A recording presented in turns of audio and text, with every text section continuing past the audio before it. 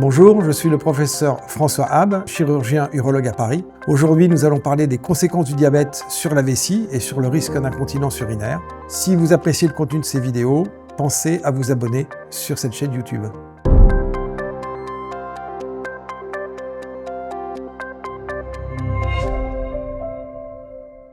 Le diabète est une maladie très fréquente qui a de multiples retentissements sur différents organes et bien sûr l'appareil urinaire et plus précisément la vessie ne sont pas exemptes de ces complications. La manifestation la plus habituelle d'un diabète décompensé sur les voies urinaires et notamment sur la vessie, c'est le fait d'aller uriner anormalement fréquemment. C'est d'ailleurs parfois un des modes de découverte de la maladie. Les patients viennent consulter en disant « je ne comprends pas, depuis quelques semaines, il faut me lever 3, 4 fois, 5 fois la nuit pour aller uriner, pareil dans la journée, et à chaque fois, les mictions sont de volume abondant. » Alors pourquoi cela? Parce que lorsqu'il y a un diabète décompensé, il y a un excès de sucre dans les urines, et pour éliminer ce sucre, il va falloir de l'eau en excès, d'où ce que l'on appelle le syndrome, un nom un peu compliqué, polyuro, c'est-à-dire j'urine trop, polydipsique, je bois trop, parce qu'il faut compenser cet excès d'élimination d'urine.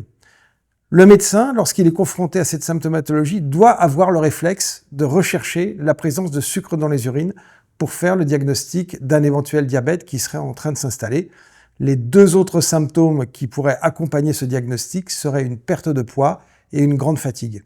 À côté de cela, le diabète va avoir d'autres types de retentissements sur la vessie, et cette fois-ci, lorsqu'il s'agit de diabète plus chronique, qui évolue depuis des années, qui sont mal compensés, où là, la maladie diabétique va toucher les petits nerfs qui servent au fonctionnement de la vessie, et ça peut avoir deux retentissements assez paradoxaux, finalement, sur la vessie elle-même.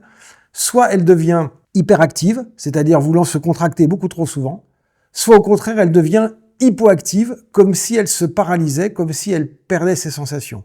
La raison pour laquelle la maladie diabétique évolue dans un sens ou dans l'autre est encore totalement inconnue à ce stade, mais on sait qu'on peut avoir ce type de manifestation.